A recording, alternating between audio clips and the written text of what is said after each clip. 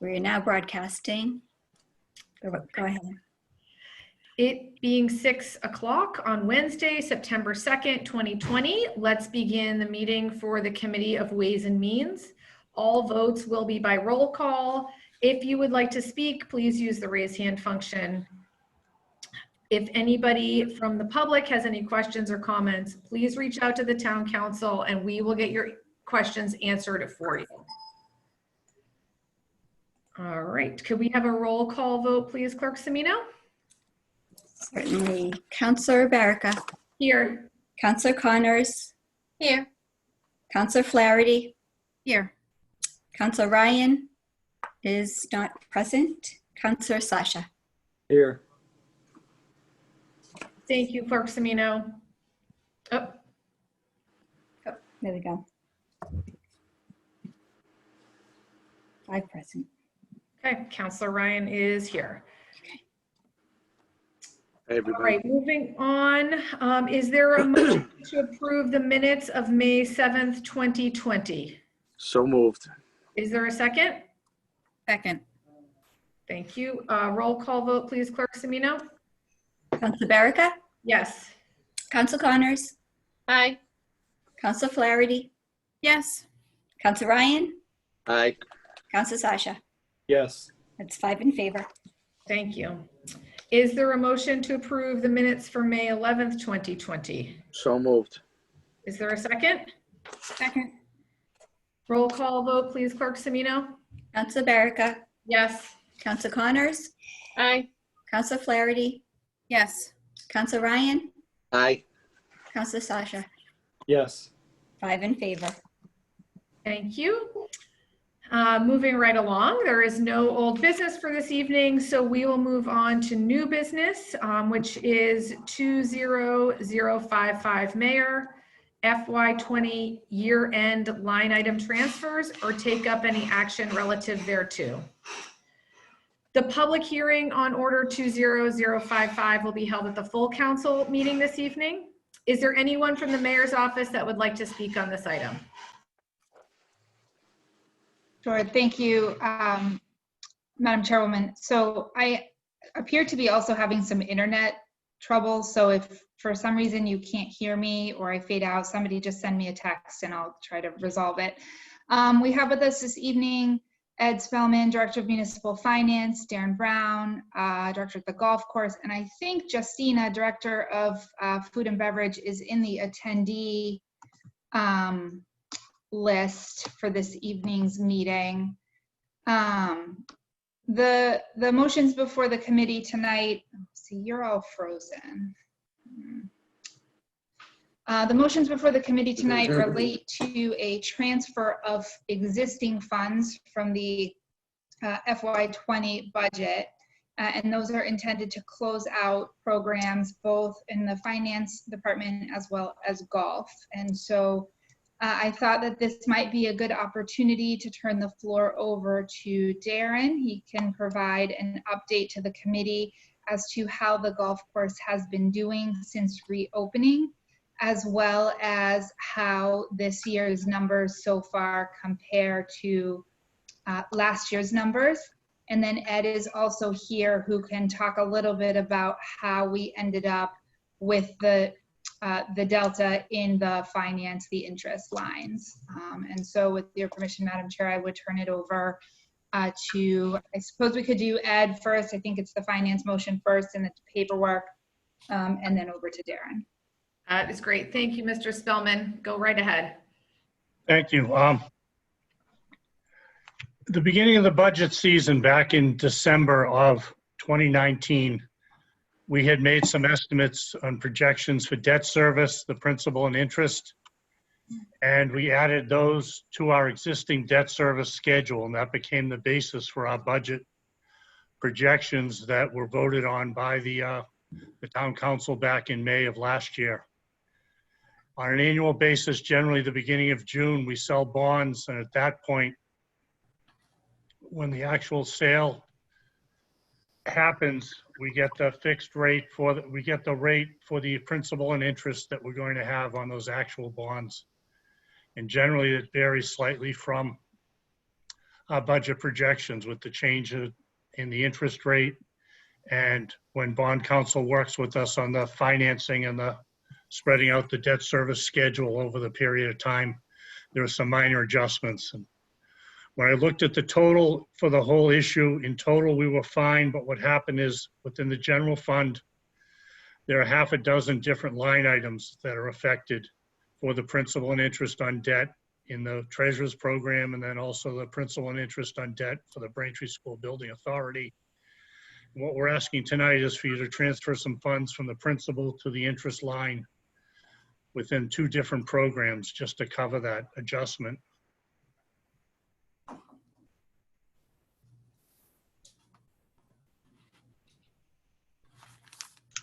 Is that it, Mr. Spellman? Yeah, that was it. Okay. If there are specific questions or if I can get into more detail, Thank you. Let me open it up to, unless Sue, sorry, is this 2 separate motions? So They are 2 separate motions, Okay. correct? So if there's questions from the counselors on the finance division, I can be happy to take those now. Counselor Connors. So is this just the motion for the bonding? Because I have a question on the movement of the money from over to the food budget. Should I wait to hold that question? I believe so, yes. This is just, they're 2 separate motions.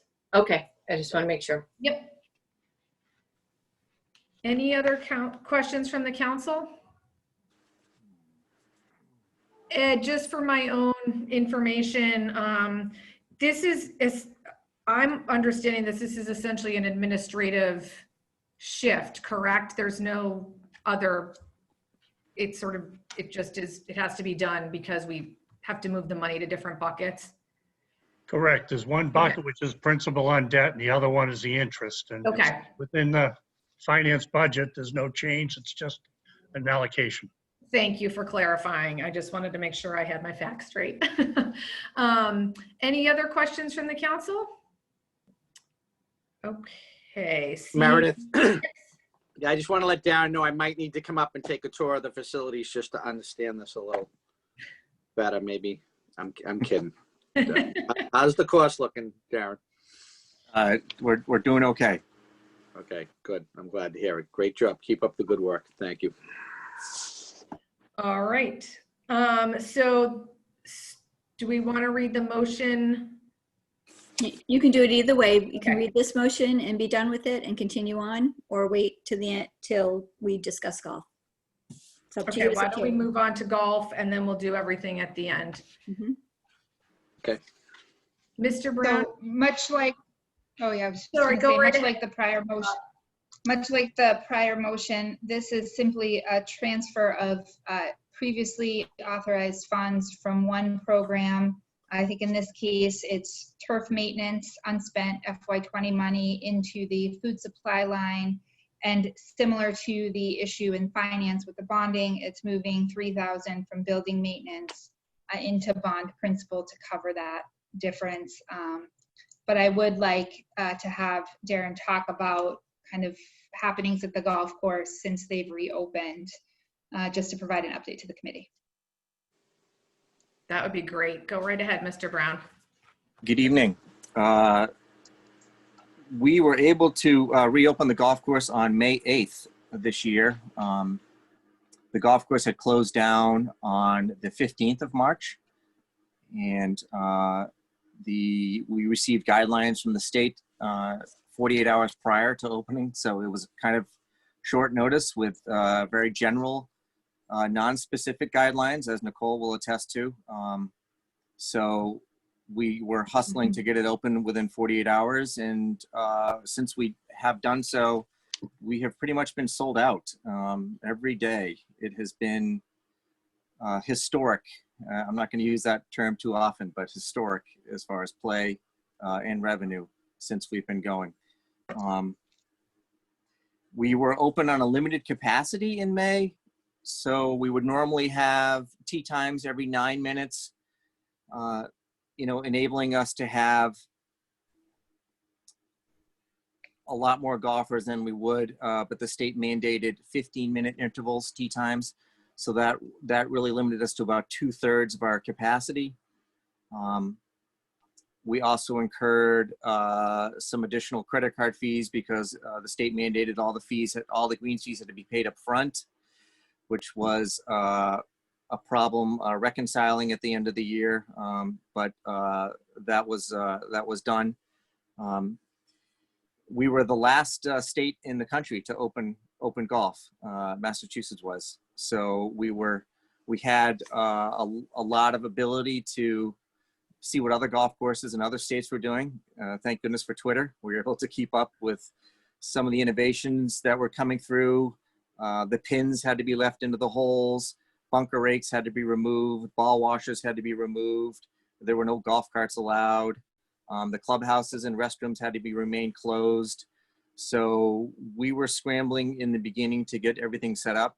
We also had to locate about 1,000 gallons of disinfectant that we anticipated for usage. And the food and beverage and the pro shop did not open until the first week of June, as we got into phase 2, portions of phase 2. So in each of the phases, the golf courses were given a little more latitude and a little more leeway in operating. We eventually went from 15-minute tee times, then to a state mandated 12-minute tee times. I think it was the middle of June, they finally allowed us to have golf carts available to everybody. And that was a single rider only, which certainly was an issue in the beginning. Unless you were playing with a family member or someone that lived in the same household. And it required disinfecting every golf cart after every use. So we have an employee that has been doing that. We've been renting a tremendous amount of golf carts. We had to bring in some supplemental rentals for the season to get us through, because we had 58 golf carts for rent. So instead of being able to help with 120 golfers, we were only going to get down to about 58 to 59 golfers, which wouldn't get us through the day. So we were able to bring in an additional 15 golf carts, which I'm glad that we did. Probably 1/3 of our rentals do have 2 people in a cart, husband and wife combinations, family combinations. It seems that all the millennials are roommates, so I don't know about that, but nobody wants to ride alone. But we do have a good sanitation practice up there, and I'm happy with the way the staff has worked with that. It was near the end of June that we were able to bring our tee times back to 9 minutes. We're actually at 10 minutes right now, so we're pretty much where we would be. But the tee time inventory we had was severely limited until we really got into the latter part of June. I'm going to say the 1st of July is really probably when we were closest to being fully operational. That's when people started to utilize the food service for food and beverage. Sit-down meals really were slow in coming along. Our outer deck seats 25 people. Mary Beth was fantastic in coming up and giving us some guidance on how we should operate that end of it. It was a challenge for me in trying to keep up with state guidelines for golf. And then we had state guidelines for retail because our pro shop was considered retail. And then we had state guidelines for food and beverage. So we had a lot of balls in the air this year early on. The staff's done a great job in getting us through those areas. So revenue-wise, July and August, since we were at our full capacity, normally a good July would be maybe $10,000 to $15,000 in revenue to the prior July, and the same with August. And last August for us, August 2019 was a record breaker for us. And just in July and August alone this year, we're up 200,000 over the prior year. I know, it's absolutely incredible. We're doing 300 to 400 more rounds a week. And the golf course is pretty much sold out from dawn to dusk. It's very difficult to get a tee time. Our new golfer database has almost doubled. We're getting a lot of young people, a lot of couples. Our women's clinics and our regular golf lessons are sold out. Merchandise wise, we can't even sell golf clubs because the manufacturers can't produce them fast enough. So it has been, while it's been a challenge, I know for other industries during the pandemic, golf has been a huge benefactor.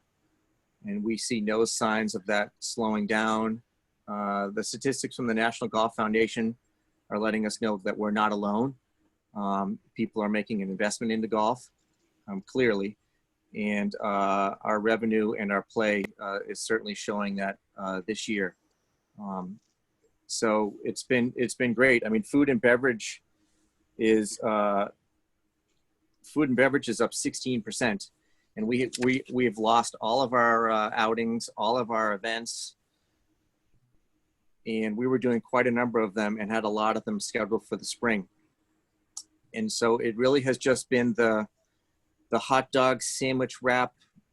I'll throw in chicken wings for the chief of staff who frequents, and cold beer, and it has just been tremendous. So where we may have dropped off in other areas, those voids have been filled. So, you know, the numbers are incredible. If I sat here and said, oh, we're up, 15 to 20,000 in July and another 20,000 in August, that I would be, joyous with that. But we closed out the books in August. I think we're like $198,000 up in 2 months over last year's revenue. So it's been a crazy season. I feel like we've done a good job managing expectations. The grass-wise, it's been difficult. We've had a very hot summer, as many of you know. If you look at your air conditioning bills, we're also in stage 2 of drought with the state, and they've implemented water restrictions on golf courses in the last 3 weeks. Of course, rain has kicked in, which has been great for us. It's revenue slowed down a little bit, but we're in really good shape there. But all aspects of the business are booming. Gift card sales are down because we did not run a Father's Day special. We didn't really do any specials this spring for gift cards. And then our tournaments normally purchase $2,000 or $3,000 each in gift cards, each event to distribute to the participants. And we haven't had any of those. But other than that, all aspects of the operation have been fantastic. And we've got about another 6 weeks left of the season or 6 to 8 weeks left before once you get to the last week of October, everything really drops dramatically. Tee times are very difficult to get. We're booking out 7 days in advance. And, a combination of the weather, a combination of I think our location, and I think the product that we offer has really led us to be in a great position. And we certainly don't see any of that slowing down in the future or going into next year. It really seems like people have really made an investment in golf. The number of new faces has been incredible. And you can really tell because they'll ask where the first tee is. And that's the first giveaway that they really have not played here before. And our parking lot has really been busy. We did a few quasi-junior clinic programs this summer. Our ladies clinics, evening clinics have been strong throughout the whole season. But we're just gonna ride this wave as long as it takes us until we get into the fall.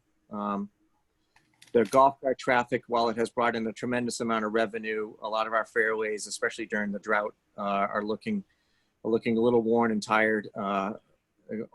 And so we're hoping to get a bunch of them aerated and overseeded and ready for next year. But it has been tremendous. We have on staff right now at our peak, we have 44 employees, most of them working anywhere from 10 to 15-hour shifts. The vast majority of them are are college and retirees. And so we only have in the pro shop end, we might have 4 people on staff at any one point in time. And in the maintenance, we can have between 10 and 14 people. But knock on wood, everybody has been happy and healthy. We feel that we've done a good job as we can in managing that end. I think probably 2/3 of our staff are college kids, so we don't know what happens when they go home at the end of the day, but I have 2, so I kind of have an idea. But everybody has been model citizens when they're at the golf course, and so we're happy with that. Thank you so much, Mr. Brown. It's so nice to get some good news amidst all of the pandemic sorrows. So that's really, really great. Thank you for that. Thank you for that detailed update too. I know that that's unbelievable. I want to open it up to the floor for the counselors to ask questions. Counselor Connors. So I just have a question on the food service. So the reason for the transfer, are we still running negative on the food? Is that we need to cover the costs associated with it? Or is it because you're selling so much and it's not a revolving account that you can't put money back in and you need more money to support it? So this is really pertaining to the fiscal year that ended on June 30th. And it was the first year that we ran the food service as a fiscal year budget. And in all honesty, it was kind of a guesstimate where we were going to be the first year anyway. Justina came on board in March, and she's done a fantastic job. If any of you have been up there or seen any of her events, she's just done a super job. But there was a lot of experimentation, I think, early on with food. She was hoping to get a pretty good menu settled. And so when that happens, she's bringing in and trying different things and introducing a lot of different things. And she was getting her feet wet on a lot of it. Also, the food line account is only one line account within the program. So I think we're a little bit over on labor as well. And we're a little bit over on some of the food operations. And we just wanted to put the transfer into one account. But it really was just kind of a feeling out of where we were going to be. So from a revenue perspective, I ran a revenue report kind of cutting out the pandemic itself. So I went from March 15th of this year when we shut down, and I ran it back to March 15th of last year. And the revenue we generated was $322,000. And her budget was $224,000 at the time. So we were really on board to have a really big year in food and beverage. Unfortunately, all of the events for this spring were canceled. We've lost, I think, 3 huge tournaments. We had the Lucas Lint Memorial. We had 3 bridal showers. We had numerous family reunions that were all going to be big events for us, for the town, and also for revenue. So I have no doubt that the business model and the way that it was being run was going well, because we had 12 months of revenue to kind of peel back and take a look at it. But this year, I think our numbers are great. The budget is being run tight. She's also had to reinvent herself a little bit because the functions and the tournaments and the events aren't there. So she's had to scale back labor, and she's a wonderful cook. But we jokingly have called her the hot dog queen, because we have sold already about 3,000 hot dogs this year in sandwich wraps and snacks. And she hasn't been able to do a lot of her specialty items. So the transfer in was really just to kind of cover some shortfalls for the first year of the operating budget, which really was kind of a guesstimate. And I think we made those corrections in the FY21 requests that were going forward. We're hoping those events come back. Everybody's hoping everything comes back. But running the business like we are now, with just wraps, hot dogs, snacks, wings, and some fried foods, and selling, we sell 5,000 waters every year, and along with beer and wine and everything else that we do. So we have no doubt that this new budget year, we're going to be in great shape. And Ed, I know we talked about this during the budgets, but we had talked about potentially moving this to a revolving account at some Yeah. point because what goes in should come out. Oh, Nicole. Yeah. Yeah, Nicole's. listen to your top. I had raised my hand while Darren was talking, because Councilor Connors, in response to the conversations we had during the budget hearings, Ed and I have started to have conversations and look into feasibility and benefits of converting the food and beverage into a revolving account for the golf course. I also would just note, Darren, that it took you a minute to get to the chicken wings, which I believe are Justina's #1 food item at the golf course right now. And I know you can hear me, Justina. It's been like 2 weeks since I've had them, and I missed them terribly. So thank you for all of your hard work and really turning around the golf course and making it a place where people can go and hang out and enjoy an afternoon. I think it's really phenomenal, kind of the rejuvenation that has happened over at the golf course over the last year or so. They've done a phenomenal job. Councilor Connors, yeah, the revolving fund would help, It would. because as she gets more events, she could get one big event that could use up $3,000 in food and labor and make us 10,000. So instead of having us to keep coming back and keep coming back. So that certainly is great to look at going forward, and certainly Ed and Nicole would be the guiding light on that. Ed, did you want to jump in? Yeah, just to point to Councilor Connor's question. I have spoken to the auditors who are in doing the audit for fiscal year 21, and also to the council's internal auditor to ask and see if they've dealt with this type of revolving fund for food service for the golf courses. They deal with other communities that have municipal golf courses, and I'm seeking to get input. Oh, good. What I thought I'd like to do is work with Darren and Nicole, and when we get through September 30, have the first quarter revenue, we can look at, compare it to prior years and see where we are for this year on track of, in terms of the budget. And then, look at options of either presenting possibly a revolving fund for the balance of this year. And then next year, during the regular budget process, add it to the 8 other revolving accounts that you approve annually with the fiscal year budget. So that's the thoughts of where we are right now. Excellent. And just remember, when the revolving account builds up a big cash flow, you can always dump it back in, right? Absolutely. Or buy more wings. Buy more wings. Yeah. Right, It's been great. We actually have neighbors that walk up with their kids and have dinner in the evenings, which has been really nice. The way we have it spaced out in the clubhouse, the inside tables are limited, but they're at least 8 to 9 feet apart. Our outside deck, which holds about 20 people, is filled on a nightly basis. So it really has become, we're not a restaurant, but it's kind of a nice place to kind of hang out and have some snack food and have a good look out onto the golf course. I couldn't be happier with the way that it's been going.